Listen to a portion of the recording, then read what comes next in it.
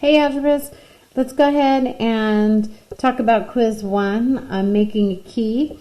We'll go ahead and enter that first equation into my graphing calculator.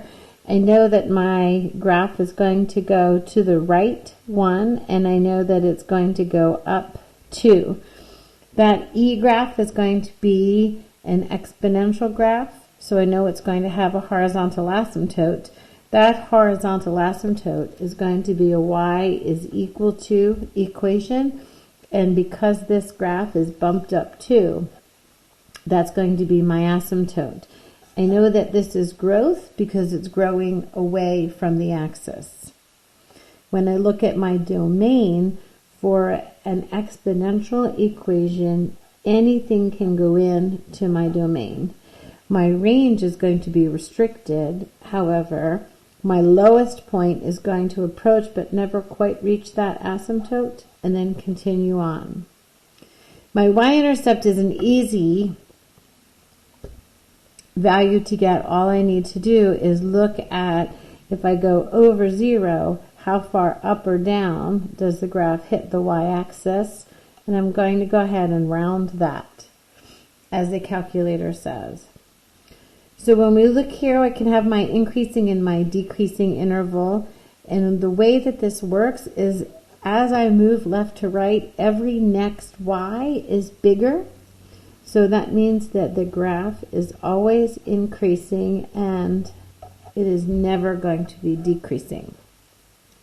As x approaches negative infinity, my graph is going to approach that asymptote. And as x approaches positive infinity, so will my output of my graph. So when we talk about what it says, draw any asymptotes, plot at least 3 points, and identify that information. So let's go ahead and start with our asymptote. I know that that line at y is equal to 2 is going to be where my graph approaches but never quite reaches. All I need to do here is check out my equation or my table of values, and I want to try to find some friendly points. So over 1, up 1, 2, 3. And everything else, as far as even my intercept, and when I talk about what points go in evenly, I very quickly get way too big. So we'll go ahead and say this is the one that fits on the graph. Over 3, up a little over 9. Little over 9. So I can recognize this asymptotic relationship exponentially grows. Here's where I approach my infinity, and here's where I reach the point where I get closer and closer and closer to that line, but I'm never going to cross it. All right, let's move on to number 2. So I have a different kind of a graph here. Here my base is E, and on this next one, my base is going to be 1/2. So because B is between 0 and 1, I know that this is a graph that's all about decay. Because I see this sign here, I know that it's going to be negative, so it's going to be a reflection, it's going to be a stretch, and my entire graph is going to be bumped 3 back this way to the left. So when I go ahead and I look at my graph in my graphing calculator, we'll enter it in the opposite of 4 times 1/2 to the parentheses x plus 3 power. So when I graph that, I can again see that decay, and I know it's decay because it's growing towards the axis. And that growing towards the axis changes how that ends up looking. So when we talk about this horizontal asymptote, this graph is not moving up or down. I don't have a k value here. So my horizontal asymptote is going to stay my x-axis.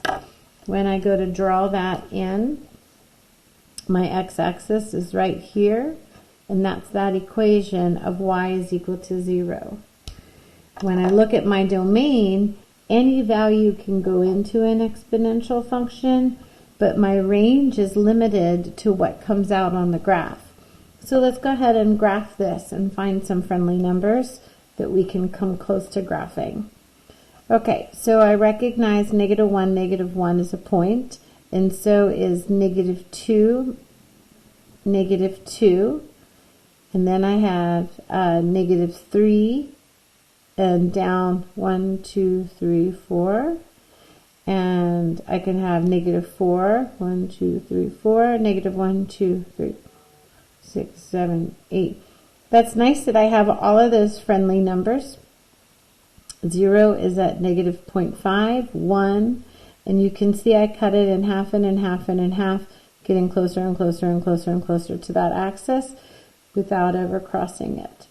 So when I have that decay, I'm having it shrink and get closer and closer.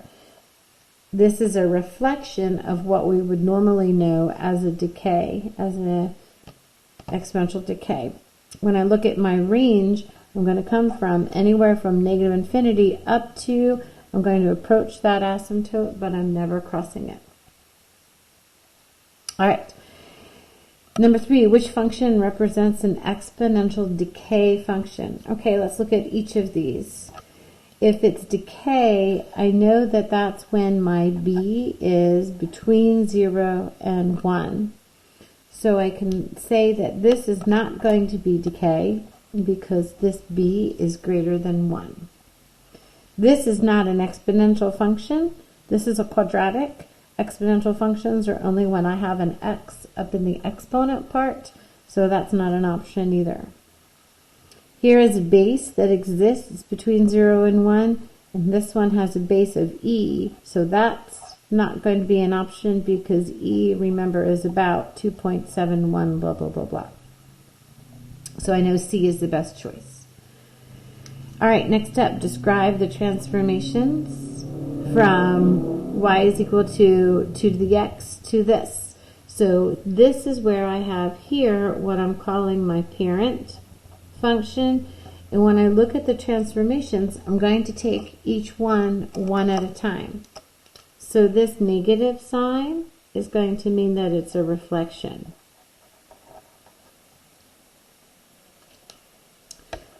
This plus 10 is going to mean that it's going to move to the left 10. Remember, it's opposite of sign. This minus 7 is going to mean that my graph is going to go down 7. So when I look at all the changes that happen to this equation, I have reflected, I have moved it horizontally, and I have moved it vertically.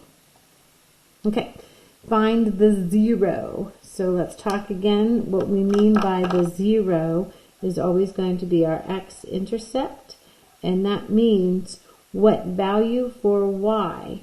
Now think about this. My x-intercept is what input for x gives me an output of 0. Your x-intercept is where it crosses the x-axis. So how far left or right do I have to go for this to cross? Which means what I need to do, and I'll do this work over here where you can see it better. What I need to do is set this equal to 0. If I have 2 to the x minus 3 is equal to 4, where do I get that being an output of 0? Where does that cross the x-axis? So we'll go ahead and go to our y is equal to, and we'll enter in the function 2 to the x minus 3 minus 4, and we'll go ahead and take a look at that graph. So what we want is this output of 0 here. So we'll go to the calculator, and let's see, can you see it better if I move it up here? And we'll look for where is there an output of 0, and I can see 5. so that I know that x is equal to positive 5. Now, we learned there's a way of solving this without using the calculator. And this is where if I add 4 to each side, I have 4 is equal to 2 to the x minus 3. Because this is an exponential equation with the law or with the unknown in the output, we would have to use the log to be able to figure this out. That's in an honors curriculum, not our curriculum. So we go ahead and tell ourselves that x is equal to 5. What was that you said? You want to see it anyway? All right, I'll show you. So if we put this into logarithmic form, we can go ahead and say the log on base 2 that gives you 4 is equal to x minus 3. So this here is what we need to simplify. What exponent on 2 gives you 3? Or what exponent on 2 gives you 4? Yes, 2 squared is equal to 4. So we end up doing something that looks like this, and then we add 3 to each side, and there we end up with 5. Do you need to know this? No. Could you get your answer using the calculator? Yes. Is it still worthwhile looking at it? Yeah, I think so. All right, let's flip it over and take a look at the other side. Okay, multiple choice. Let's go ahead and pick our way through these. Which function does not have a range of negative infinity to 3? So range is an output. So let's talk about this. If I have my graph, and I'm talking about my range, I'm talking about one kind of an exponential function that goes from negative infinity all the way up to negative 3. So here's the decay function. And when I look at that decay function, this function is going to be a normal decay, except for it's going to be reversed, and it's going to go up to negative 3. This looks pretty good. Remember, we're looking for the naught. Here's an opposite of an e to the x. So an e to the x function looks like this, except for when I take the opposite of it, it's going to go like this, and it's going to move down 3. So this graph is going to look like this, and guess what? That output is definitely going to be negative infinity to 3. So that fits this story, therefore it can't be. All right, so let's talk about this exponential. This is decay, where we're going to have my graph is going to move back 3 and down 3. So this decay graph is going to look like this. My output is going to go up to positive infinity. So this looks like it might be the right answer. One final one to talk about. This negative adds an interesting story. We haven't had one of those yet. That negative is going to make this graph flip around and actually reflect across the y-axis, which is a new story for us. We haven't seen that. So negative 2, oops, I forgot my to the. Negative 2 to the, nope, not pi. Let's see, second inverse to the. There you go. Negative 2 to the, and we're going to go ahead and put that on there. And I want to delete that pi. There we go. Negative 2 to the opposite of x, minus 3, end of parens, and then, of course, minus 3. So when I look at this graph, here's an interesting story.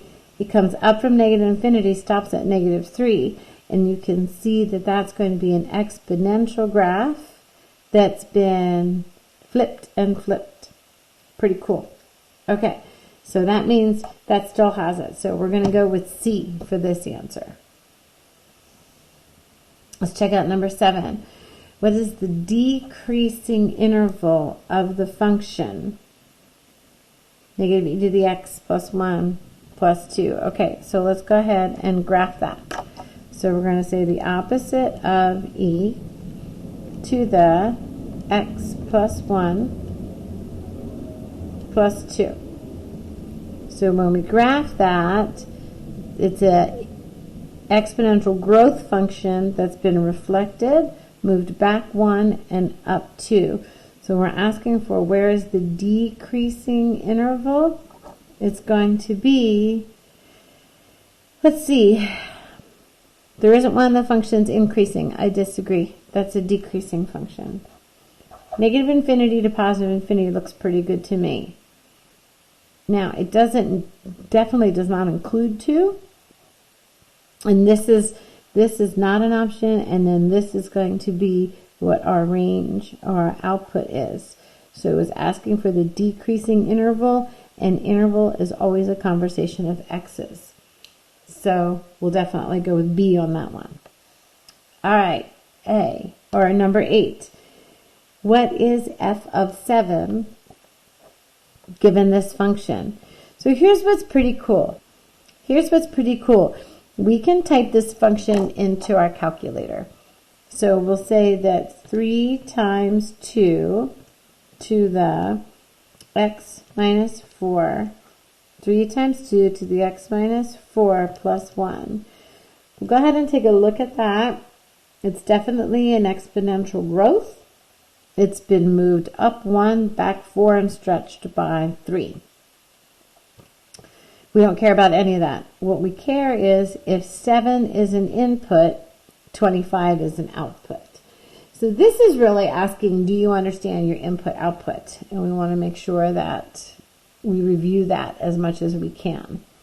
Which answer best describes the end behavior of this graph? So because this is decay, it's my graph is going to decay like this, and instead of reaching 0, it's going to come down 5. So let's see, as x approaches negative infinity, my output is going to approach infinity. As x approaches positive infinity, it approaches my asymptote. This is my horizontal asymptote, so that looks like a good answer to me. All right, let's do some application problems. $3,000 into a savings account, compound continuous interest. So how much money will be in the account after 30 years? So let's see, her amount that she's going to get out is going to be equal to her principal, which is her $3,000. And she's going to multiply that by our value of E, and that's going to be raised to the rate, which is 1.3%. Now, careful of this. That percent is 0.13 times my T, which is 30 years. This is the hardest part here, making sure you get that rate right. So all I need to do is go to the home screen of my calculator, and I'm going to go ahead and type those values in.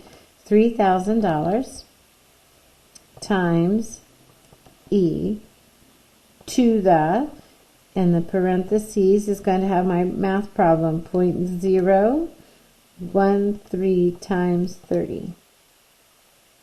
Close that parens, press enter. And so by the end of the day, she's going to have $4,430.94. All right. So let's go ahead and talk about our next one. A population of 1,200 whales is decreased by 5% per year, which can be modeled by the function. Now keep in mind, this value here is the 1 minus the 0.05. So that's where that 95%, and because that's less than 1, you know it's a value that will bring me exponential decay. T represents the number of years since 2000. How many years will it, or how many whales will be in the year 2020? Okay, so that means that my in 20 years, my output in 20 years is going to be equal to my population, what I started off with, times my rate of decay, raised to the 20 power. So we'll say 1,200. Make sure you can see this, 1,200 times 0.95. Remember, that's a rate of decay because it's less than 1 to the 20th power.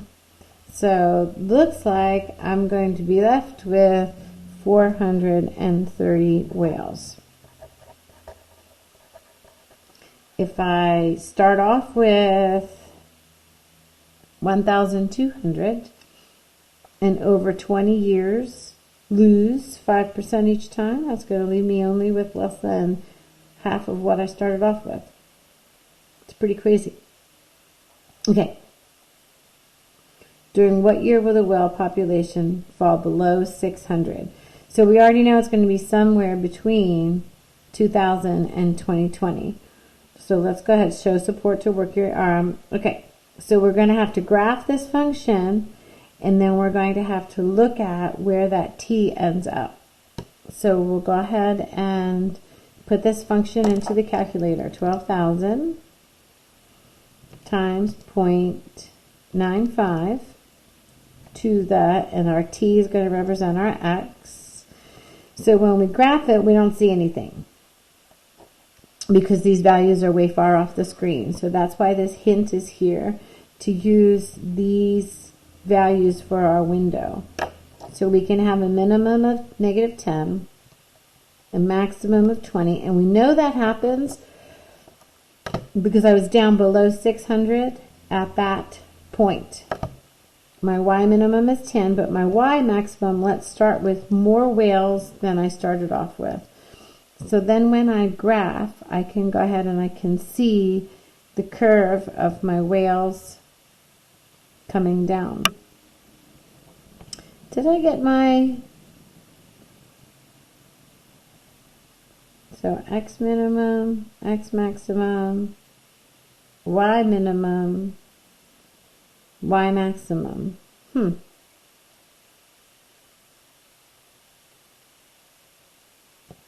Make sure I typed that in right. 1,200 times, because I would expect that it would come down different. All right, so here's what we need to do. Let's go down and see where our output is equal to 600. So we'll go ahead and graph that. There we go. So that's what we're looking for, not where it hits the axis. We're looking for here. So then, of course, I can go to my second calc. I can find my intersection between my two curves. And then I know that that intersection happens after 13 years. My whales drop below 600. So after 13 years. Okay? All right. So that would have been your quiz if we had been together. How would you have done on this activity? I hope well.